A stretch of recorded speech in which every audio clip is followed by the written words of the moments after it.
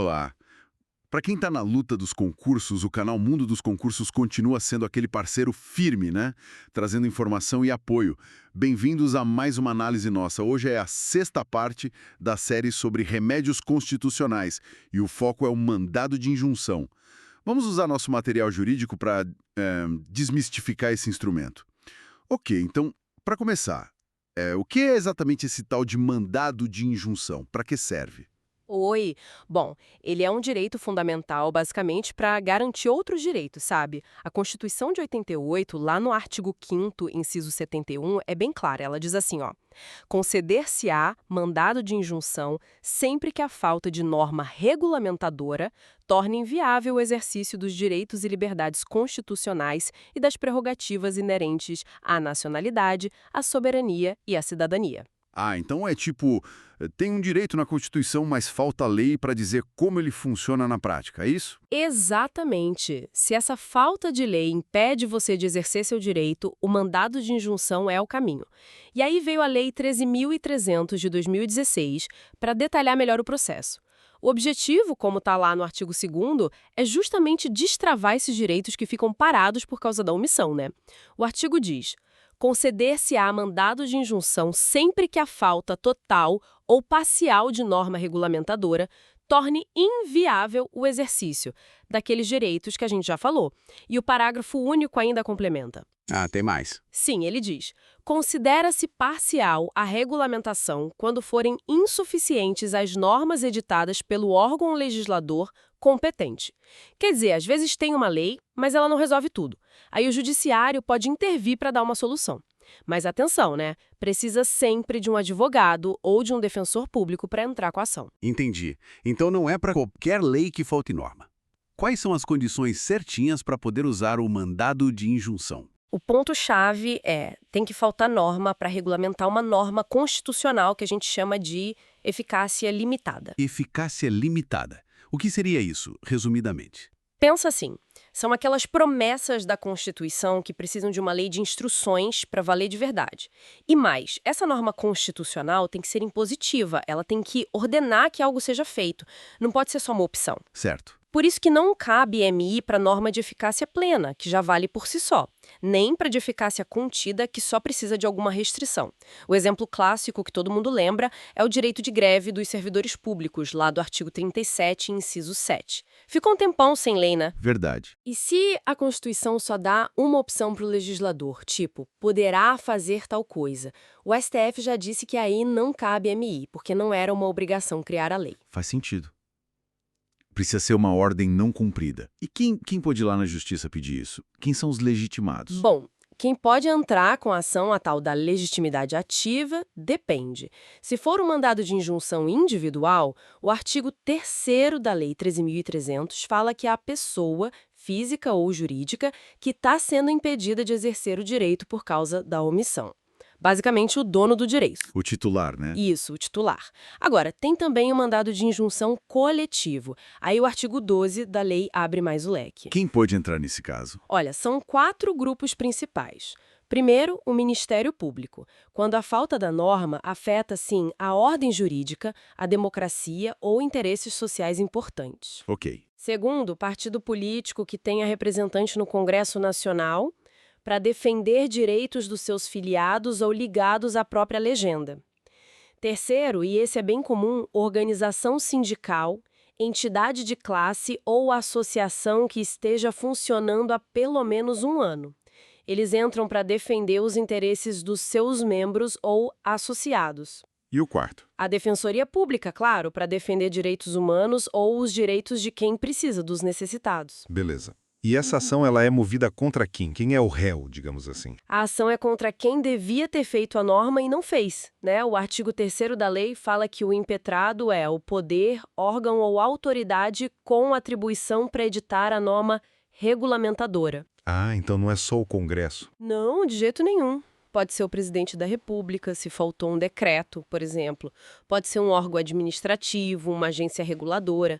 Até mesmo quem tem a chamada iniciativa reservada de lei. Iniciativa reservada? É, tipo quando a Constituição diz que só o presidente pode propor leis sobre servidores federais, lá no artigo 61, parágrafo 1º.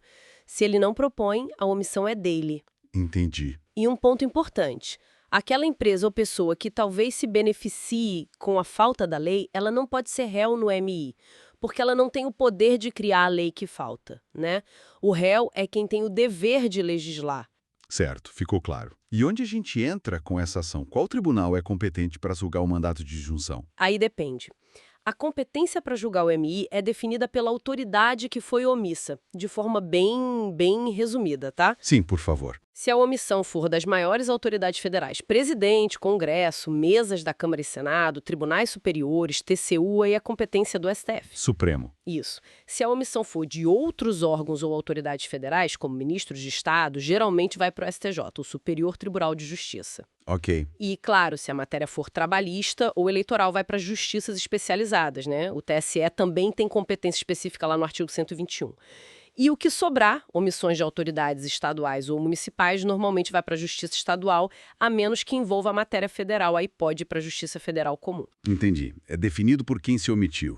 Agora vamos para a parte que talvez seja mais prática.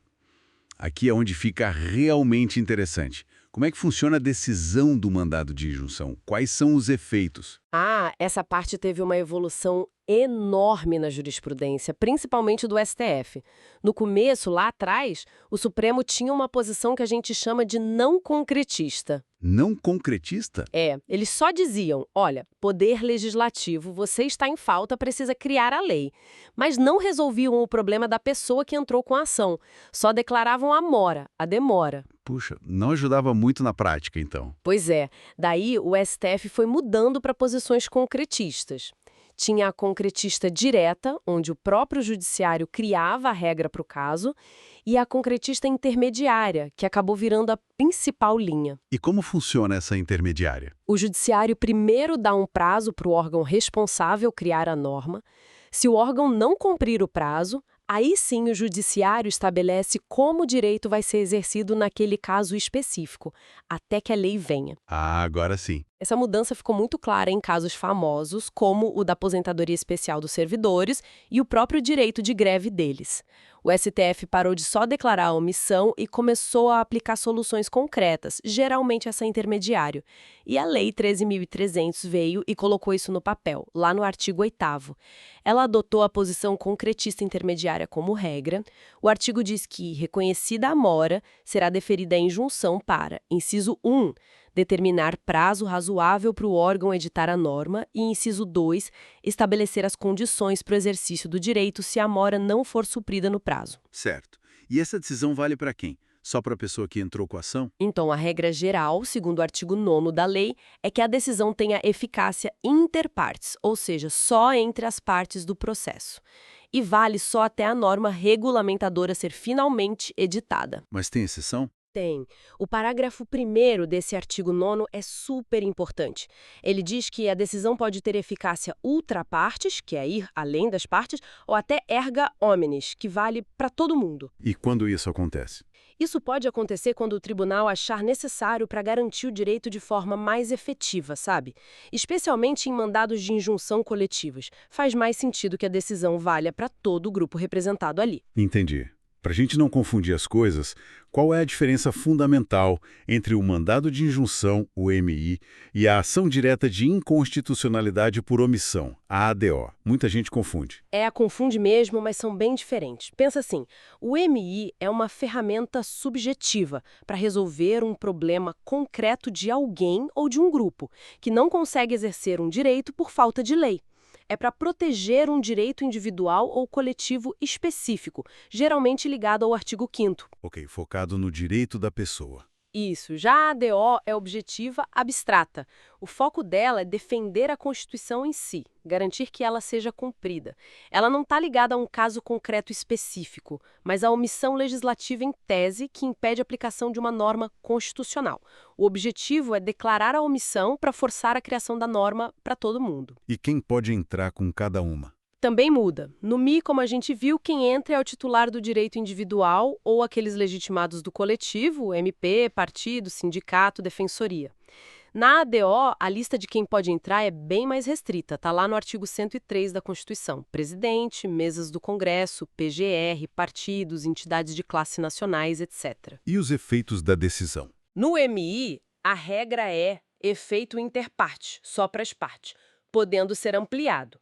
Na ADO, o efeito da decisão é sempre erga omnes, vale para todos, e vinculante para os outros órgãos do judiciário e para a administração pública. E a competência? A ADO, que trata de omissão em relação à Constituição Federal, é sempre julgada pelo STF. Já o MI, como vimos, a competência varia dependendo de quem foi a autoridade omissa. Ótimo, acho que ficou bem clara a distinção agora.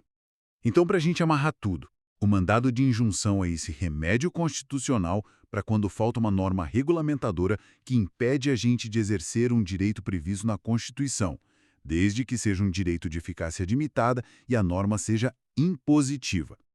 Pode ser pedido por uma pessoa ou por um grupo, MI individual ou coletivo. A ação é contra a autoridade que deveria ter feito a norma e não fez. O tribunal competente depende dessa autoridade. E o ponto crucial é que hoje em dia a decisão busca resolver o problema na prática, né? Geralmente dando um prazo e, se não cumprido, o judiciário define as condições para o exercício do direito, valendo para as partes, mas com possibilidade de valer para mais gente.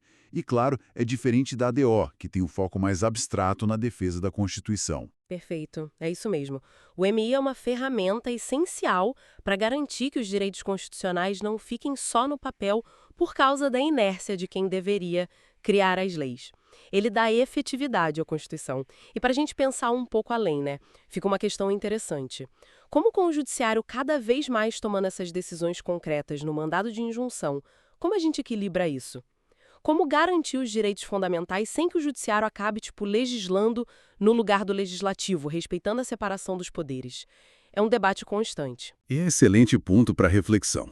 Deixa a gente pensando mesmo. Bom, nossa análise aprofundada sobre o mandado de injunção fica por aqui hoje. E, não esqueçam, o canal Mundo dos Concursos está sempre lá, firme e forte para dar aquela força na preparação. Contem com a gente. Muito obrigado e até a próxima.